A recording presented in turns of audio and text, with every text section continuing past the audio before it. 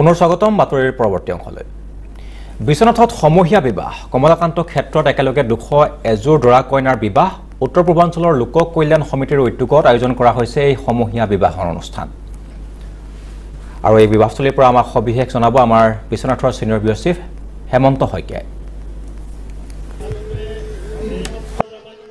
ভাস্কৰ, বিশ্বনাথৰ যি কমলাকান্ত ক্ষেত্ৰ, এই কমলাকান্ত ক্ষেত্ৰত বৰ্তমান উখল মাখল পৰিৱেশৰ সৃষ্টি হৈছে, কাৰণ একেখন বিবাহস্থলীতে 204খন বিবাহ অনুষ্ঠিত হৈছে আৰু শান্তনুৱে ইয়াৰ পৰিৱেশ দেখুৱাইছে। বিশ্বনাথৰ কমলাকান্ত ক্ষেত্ৰৰ পৰিৱেশ আৰু উত্তৰ পূৰ্বাঞ্চল যি লোক কল্যাণ সমিতি, জনকল্যাণ সংস্থা জয়পুৰ, ধৰ্মজাগৰণ সমন্বয় আৰু বিশ্বনাথ জিলা বিবাহ সমিতিৰ উদ্যোগত এই সমূহীয়া বিবাহ অনুষ্ঠিত হৈছে।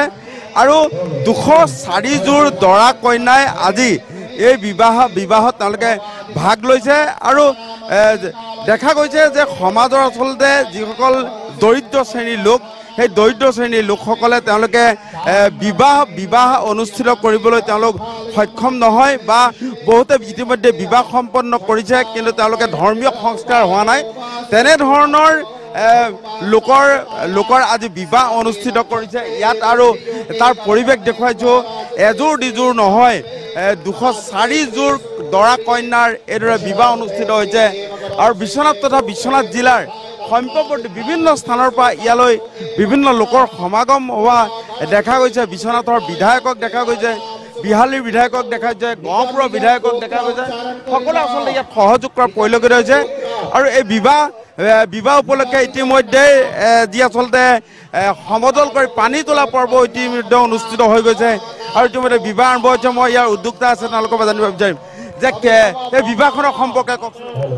এই বিবাহখন প্ৰতি 3-4 বছৰৰ মূৰে মূৰে উত্তৰ পূৰ্বাঞ্চল লোক কল্যাণ সমিতি আৰু ধৰ্মজাগৰণ সমন্বয় এই সমিতি অসমৰ উদ্যোগত উত্তৰ পূৰ্বাঞ্চল লোক কল্যাণ সমিতি ৰাজস্থান জয়পুৰৰ হয়। তেওঁলোকে স্বেচ্ছাসেৱী অনুষ্ঠান হিচাপে এনেকুৱা এই সামূহিক বিবাহবিলাক তেখেতসকলে উদযাপন কৰে, পালন কৰে। এই দৰা কইনাৰ সুবিধাৰ্থে তেখেতসকল যাতে সমাজত সংস্কাৰিত হৈ পুনৰ সকলোৰ লগত মিলি থাকিব পাৰে, সেই পবিত্ৰ উদ্দেশ্য আগত ৰাখি এনেধৰণৰ ডাঙৰ বিবাহ অনুষ্ঠানবিলাক বিভিন্ন স্থানত, যেনে এইবাৰ তিনিচুকীয়াত হ'ল, লখিমপুৰত হ'ল, আপোনাৰ নামৰূপত হ'ল, এই বিশ্বনাথ চাৰিআলিত আজি চলি আছে। এনেকুৱা এই সংস্কাৰ দি তেখেতসকলক জীৱনত আগবঢ়াই নিয়াৰ বাবে এটা উদগনি যোগোৱা হয়। বিশেষকৈ এই সামূহিক বিবাহৰ উদ্দেশ্য এইটোৱেই, তেওঁলোক সমাজৰ পৰা বাহিৰত ৰৈ থাকিব লগা হয় যদি পবিত্ৰভাৱে এনেকুৱা যজ্ঞত বিবাহ নহয় সামূহিকভাৱে।